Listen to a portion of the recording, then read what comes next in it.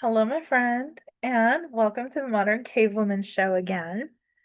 So, today I have a question for you, and I hope you'll indulge me in this and press pause, leave me a comment, or send me a DM and let me know your thoughts about AI, artificial intelligence.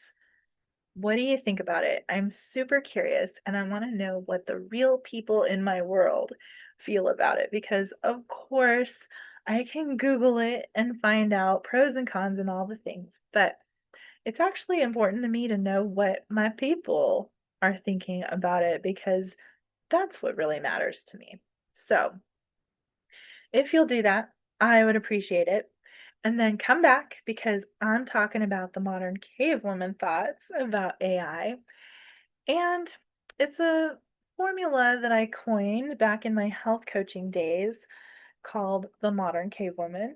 And it was a way to describe living in a modern world with modern technology, but still needing to tap into that age old, ancient wisdom of our cavewoman ancestors who had those instincts and intuition about what we just need for these human bodies and minds to stay alive and thrive. So, that framework in a health and wellness perspective is, those instincts about eating whole foods and getting sunshine and fresh air. As a cave woman, we still need that in modern life. But also, we have modern technology that helps us like purify water so we're not getting sick and dying from contaminated water, right? And also, the flip side of toxicity, pollution, lifestyle things that are creating chronic illness that we can suffer with for a long time and can cause death too, right? That was never a thing in the past, but it is all over the place now. So, the modern cave woman, the modern part, and that age old wisdom, that ancient instinct and intuition that we still really need to apply to our basic human animal bodies and minds.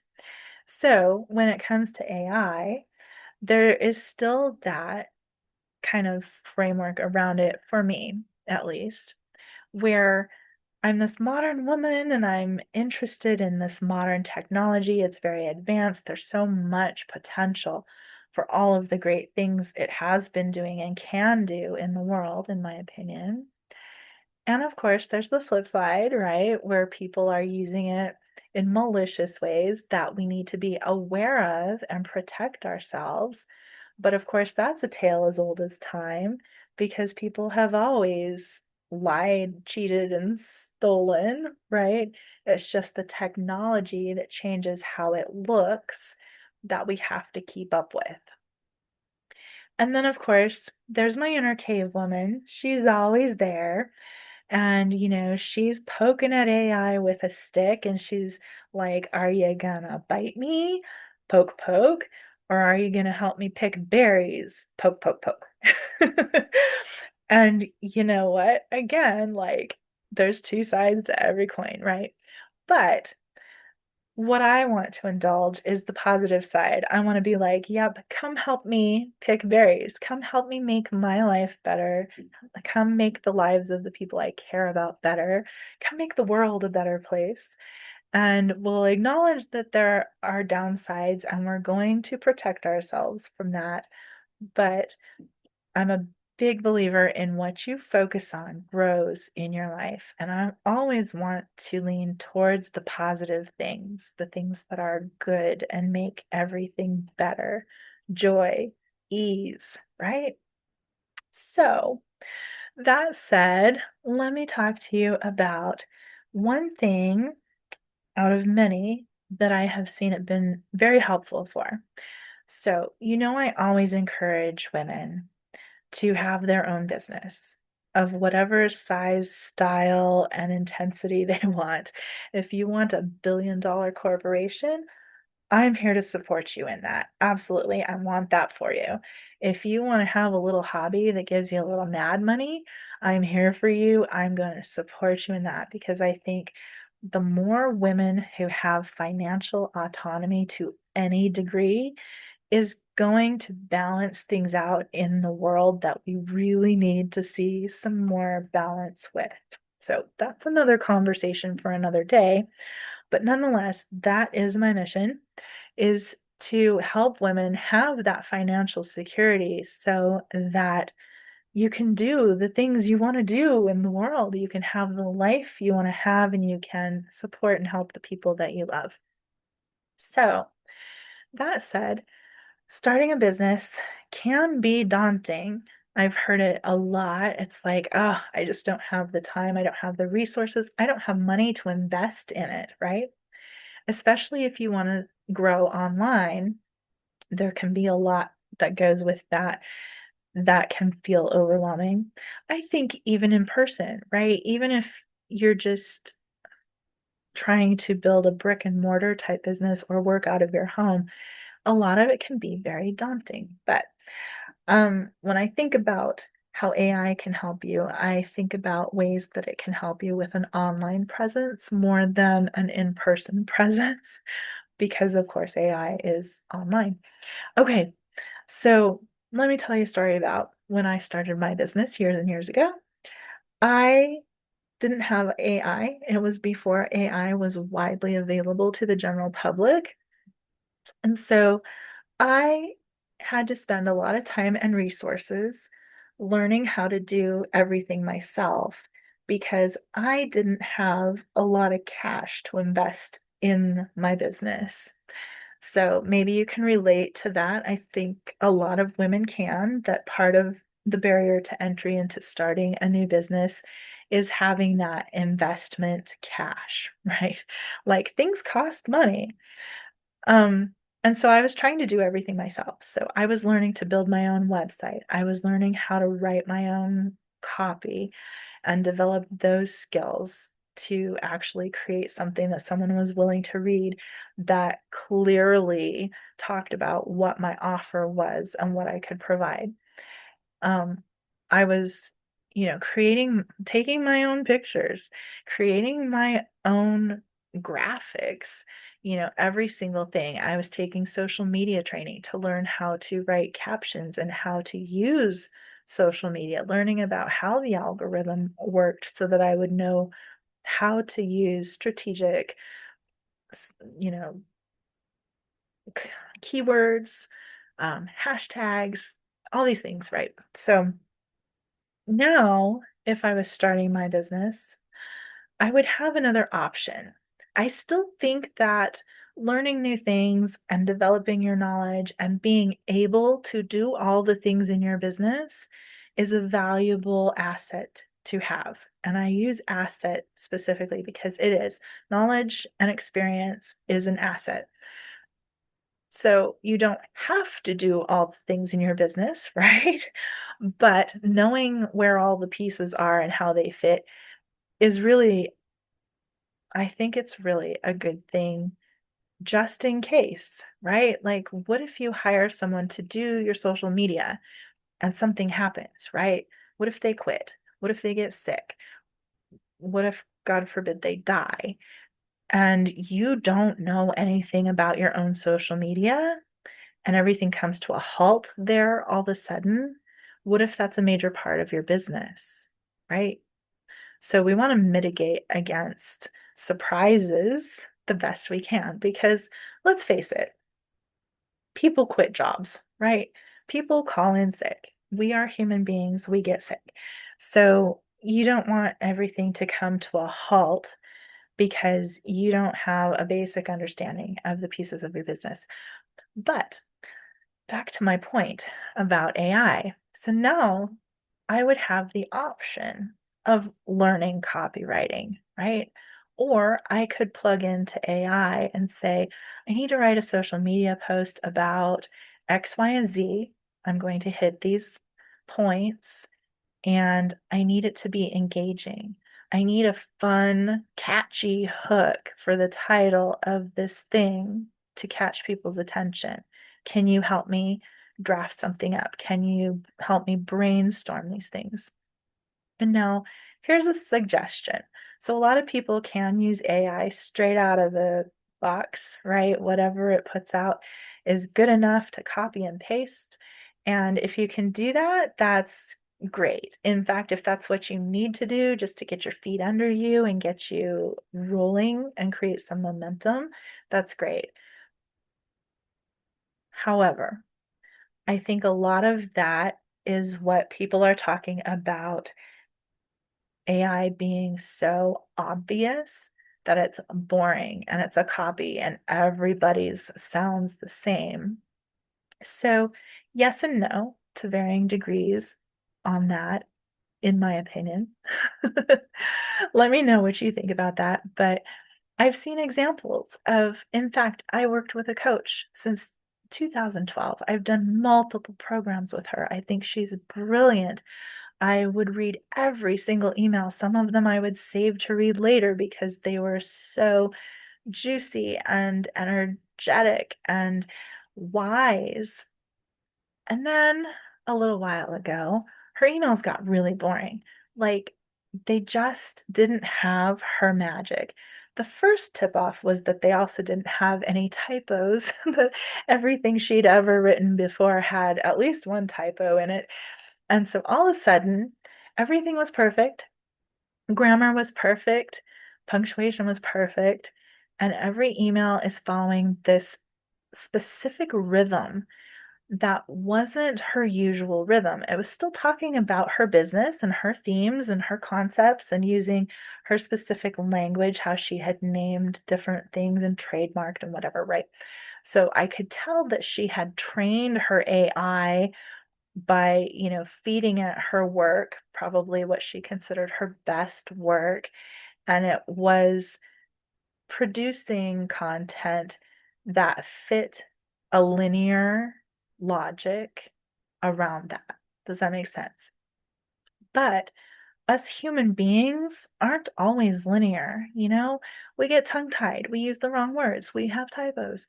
We have some short sentences and some really long sentences, and we go off on little bitty tangents that are very precious to us. Even if they're not totally on topic, we'll still leave it in the email because it's this precious little nugget of our soul, right?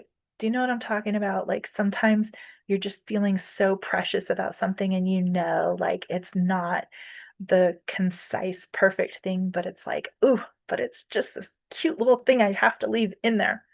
Okay, maybe it's just me. Is that just me? Maybe it's just me. In any case, we are hardwired to pick this kind of thing out. As social beings, we are constantly noticing nonverbal communication from other people.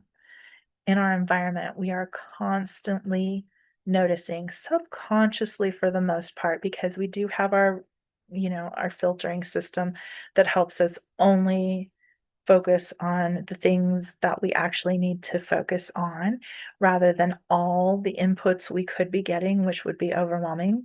But our subconscious is still receiving all of those inputs, and it's only throwing the ones forward that hit that threshold of importance, which you actually program your subconscious, right? By your intention, what you're intending to see and do and be. Your subconscious logs that threshold and brings that to the forefront when it is triggered. So that's kind of a side note.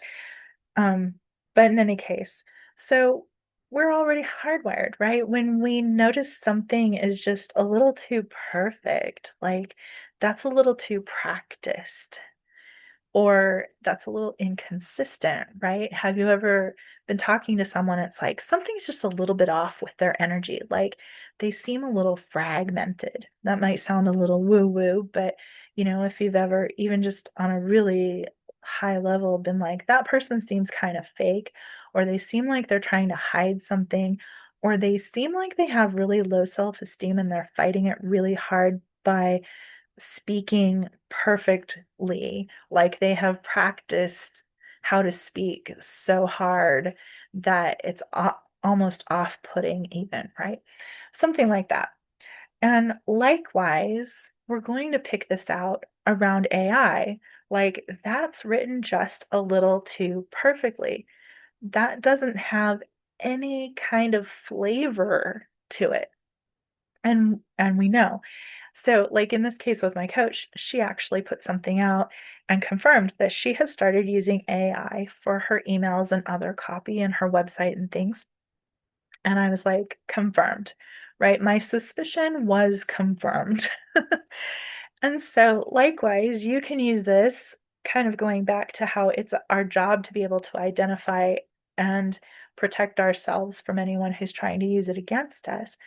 You can set the intention to notice AI stuff in anything you see or hear, right? There's cloned voicing and things like that that happens too. And your subconscious will set that threshold. And when you see an image and you're like, something's just kind of off about that image, it's AI, right? Or you hear someone speaking and you're like, that's just too perfectly practiced. I bet that's AI. Or you see a video and it's like, something's just off about their eyes, right? Like I saw something the other day, it was an AI video, and it was like their eyes were just not consistent, and the proportion of their arms to their head just wasn't, it didn't seem right. And it was like, yeah, maybe it's possible, but I'm gonna log that in the AI file until I learn otherwise. So, likewise, I would encourage you to take some time and maybe even look at things that you know for sure are AI and kind of analyze it and go, okay, what looks weird about this to me? Or what's too perfect about this to me? So, you can do that. So, that's what goes back to my recommendation of if you are using AI, especially in your business, to use it only as a draft, as an outline to get you started. And make sure that you're infusing your own personality, that you're editing it heavily and not letting it have that boring, flat, linear progression, because people will notice. People will go, hey, that doesn't really seem like a real person. That might be fake. And that goes directly against the know, like, and trust factor that you must have to have customers, especially to retain customers, right? Like, you might get a client by accident, but if they don't feel like they can trust you, why would they come back? If they feel like you're faking it, why would they put their trust in you and, work with you? So, that's just my summary of a positive thing about AI is to get you started. One of the drawbacks is that you really do still need to do the work. And of course, in my experience, I tried using AI to write my copy. I don't use AI to write my copy anymore because I found that I was spending so much time creating the prompt in the first place that instead of creating the prompt, I could have created my own first draft, and then I was editing the draft that it produced for me so much that it was taking so much time for me to edit that up and actually make it into what felt like me, that I realized I could just start from scratch and do my own thing. Now, once in a while, I have writer's block and I'll be like, "Hey, can you brainstorm a title for me?" Just to help me get started with a title. That's something I can edit quickly and easily, right? It's going to be short, but that's also going to spark that train of thought within me and help me write my things. So, as you get farther along in your business, and I think that's why this example about this coach that I've worked with for over a decade, all of a sudden she's a beginner in her emails, right? She's just copy and pasting AI into emails, and that brilliance and that magic is gone. And yet, I have one more example of just something that came up just a few weeks ago. So, I very rarely click on ads in Facebook or Instagram. And one day, I post my podcast and then I post it on social media, of course. And I go into Instagram to make sure that my post looks right and the text is all right and stuff. because I post it through a different platform and it feeds out to all my social media. So I go and check each social media just to make sure that it posted correctly. In any case, when you open the app, though, it opens to your feed first, and there was this ad, first top, and this woman in this ad was just beaming out like this energy, and it was for like a free 3-day live event, and the company name was Living Brave. I didn't even read the rest of it. I clicked on it. I was like, yep, I want what she's having. Like, whatever that was. I knew it wasn't AI. It wasn't perfect enough, and it had such a vibrance to it. And so I participated in her 3-day thing, and this goes back to being able to like feel your energy across time and space through the internet, that she wasn't perfect and polished. She was standing and she was kind of rocking and taking steps backwards and forwards, and she would laugh and bend over and laugh. And it was like all this thing. She was knocking over her microphone, knocked over her camera. And, she didn't apologize for it. She was like, thank you for your patience with this. Instead of going, oh, I'm so sorry. Like, this is such a tragedy. Everything's not perfect. And I loved the vibe of it. And so I started following her on social media. And when she put out an offer, she was teasing it. She was like, I'm going to put out this offer tomorrow, and it's so awesome. And I'm so excited. I went to her profile to see if there was a link for it already. And there was. And I bought it instantly, which was really out of character for me. If you know me, I always kind of weigh pros and cons of things. I think you could even tell, like, I'm always looking at both sides of the issue, right? But it was just such a no-brainer. I was like, I want what she's having, and this offers the first way I can do it, right? And it was a great offer, and I participated, and it's changed me a lot. And it was just a really great example of, I really don't think that she uses AI at all, because her emails are just as kind of spastic and unhinged as she was on her live Zoom sessions. And her voice notes in Telegram, there's the noises in the background. You can hear her dropping things on the floor and the birds chirping outside and whatever going on. And so this kind of goes back to, like, we are hardwired to pick up what's not natural. So interesting. So that's one of the biggest things. The negative things that I've heard is like AI is going to be so realistic that we won't be able to tell. And maybe it'll get very sophisticated as it's developed and as it's learning from us.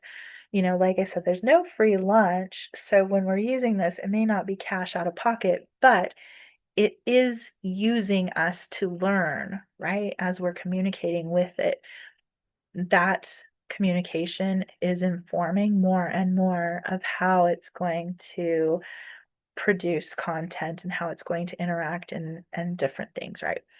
And so maybe someday it'll be so realistic that just nobody can ever tell. I hear people like, haven't you seen Terminator? And no, I haven't, but I get the concept. So don't send me hate mail about that. And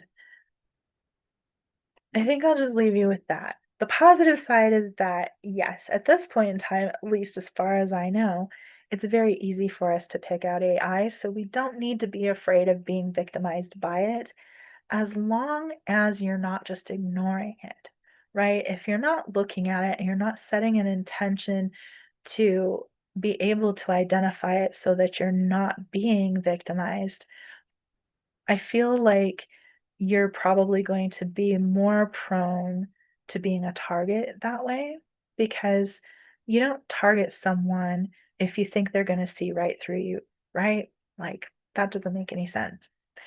And I would also encourage you, the cat's out of the bag. We might as well see how we can make the world better with it, right? There's going to be the downsides happening anyway. Let's focus on the plus sides and see if we can make that even bigger. and specific to my mission. I want to encourage women to start a business and use AI to help you create your sales funnels, help you create your workflows, your daily schedules.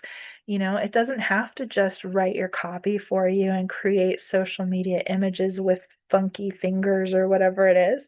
Like, it can be something where you can ask it about your human design. It can tell you what human design type you are and how you can use that in your business and how you can use that in your personal life, because it's regurgitating what it's learned from, credible sources or whatever, however it's been programmed or what it's learned on the internet. I do notice there's always this disclaimer that AI makes errors, so check your work. So, yeah, like, you have to take it for what it's worth and you're going to have to do your own research, which don't I always say that? I feel like I'm always making disclaimers like, do your own research. Don't just take my word for it. Find other credible sources and make sure that you've gotten all the perspectives you can and make your own choices, make your own decision on the viability of it. But you can pay a coach $2,000 to tell you about your human design, or no cash out of pocket, you can use AI and it will tell you the same thing. So, yes, that particular job has been made obsolete for anyone who trusts AI, at least, right? If you would rather sit with a human being and do it, then no, that job hasn't changed. It's maybe just pivoted a little, right? So I'm going to leave you with that. I would love to hear what you think about what I said.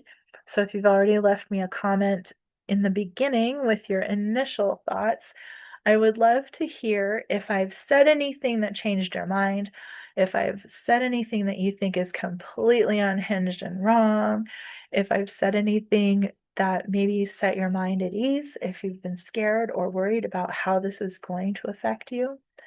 Just anything and everything. I would love to hear about it. And you can always find me on my website at thecolleenbean.com/contact. You can send me a private text right there with anything and everything you're thinking about.